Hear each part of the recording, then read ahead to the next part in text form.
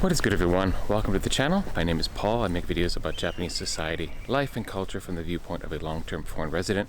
It's going on 19 years in Japan now. And the normal type of video I've done for the past 4 years or so is just like this. Walking around a neighborhood somewhere in Japan, talking about a topic for 10 to 15 minutes or so, trying to get into some depth about the culture and the society. It's a pretty niche topic. I don't talk about things that are really for tourists, etc. Sometimes I do. Like I did a Kyoto without crowds video a few months ago that I'm pretty proud of. I invite you to check that out. But for the most part, I'm just talking about things that are for people who are looking for more in-depth topics about Japan. So today I'm actually going to do something completely different. And that is, I'm going to be asking you a question. I'm going to turn the education around. I would like you to educate me, please. I'm going to ask this question. I'm going to give a little background about why I'm asking this question and my thoughts about it. But I'll be pretty brief because I would like you, after watching the video, to get down into the comments section below and let us know your thoughts. What are your opinions? What's your experience? How would you answer this question that I'm going to give to you right now? That question, which you've already seen in the title of the video, is Japan a scary country for tourists to visit? Why am I asking this somewhat odd question? Well, I'll give a quick background of what I'm thinking about in regards to this.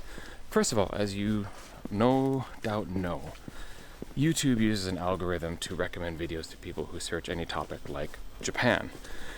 And YouTube likes to key in on things like the popularity of the channel, the popularity of the topic, the keywords, and basically it's going to recommend you videos that have been successful, and it kind of perpetuates this cycle of what videos you see. Now, a fellow Japan YouTuber, Harblife, did a video about this recently that I watched and found very interesting, and I'll link it below if you want to check that out.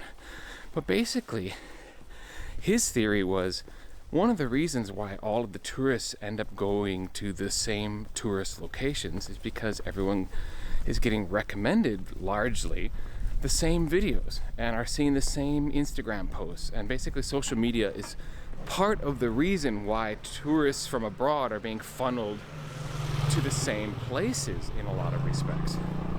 And I thought, that's probably pretty true. I mean, if you look at the formula for my Kyoto video I mentioned earlier, I'm not a big channel and I don't have really any big videos that have gone viral, and as such, YouTube is going to recommend other things first. When you look at that video, actually, if you search for my video, if you actually type in the title, Kyoto without crowds, when I do that, I'm like 3 or 4 pages away, 3 or 4 pages down, and a ton of bigger YouTubers, bigger audience channels have their videos first, even though the title is not what I actually typed in. Now, this is all to say that, or how I should say this leads to today's question, is Japan intimidating or scary for foreign visitors, is because there is another type of video that YouTube seems to, or the YouTube algorithm seems to feed people. And that is videos along the lines of 5, 10, 20 mistakes not to make when you visit Japan, or things I wish I'd known before I traveled to Japan, or Japan has changed and these are the rules you need to know, or these are the travel tips that are absolutely essential. Even the aforementioned YouTuber Harblife has done half a dozen to a dozen videos about Japan has changed and things you need to know.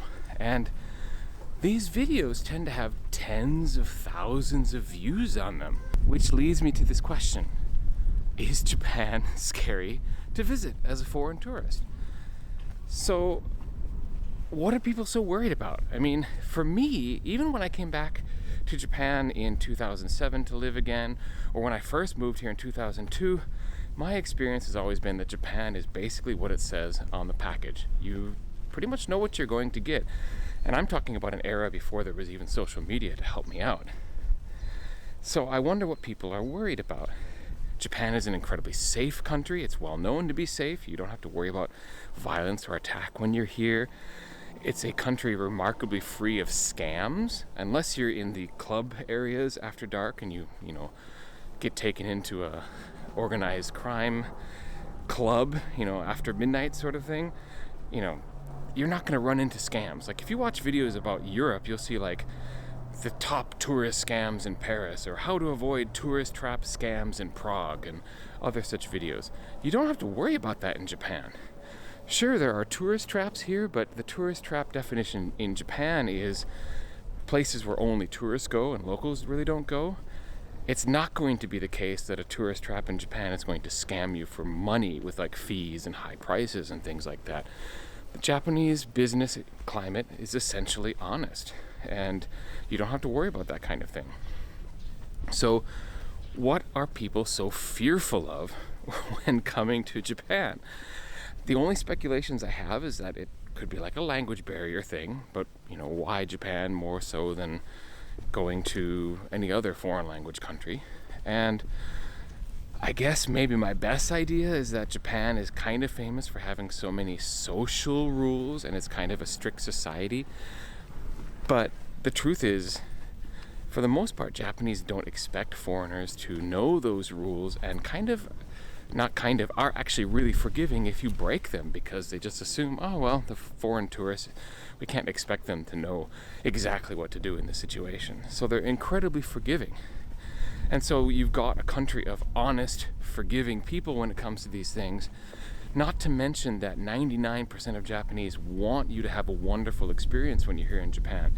There's a lot of pride about Japan and Japan's hospitality, and as such, they want the foreign tourists to come here and have the best experience they possibly can.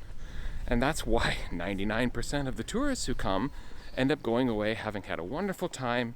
And I don't know what if they ended up getting any kind of value from those Japan has changed, or 22 things to know before you go, or 5 things I wish I knew, or these rules you must be careful of.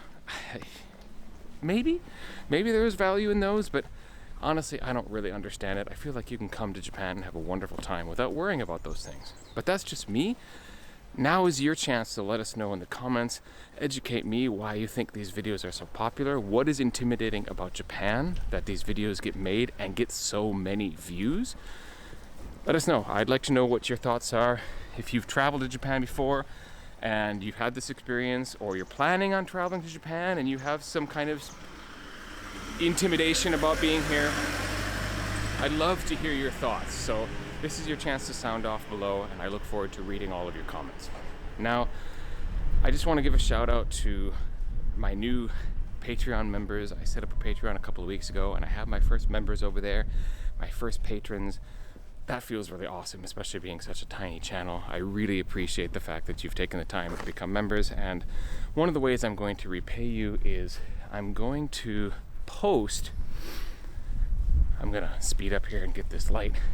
I'm going to post photos and short videos over there exclusively on Patreon as I'm collecting footage and photos for my upcoming things to do in Yokohama. I want to get a video out there to promote my hometown, and because all the love tends to go to Tokyo and Kyoto and Osaka. So I'm going to put together this Yokohama video, and I'm going to put photos and short videos over on my Patreon first before the main video ends up dropping on YouTube. So if you're over on Patreon, you'll be able to see these early photos and things.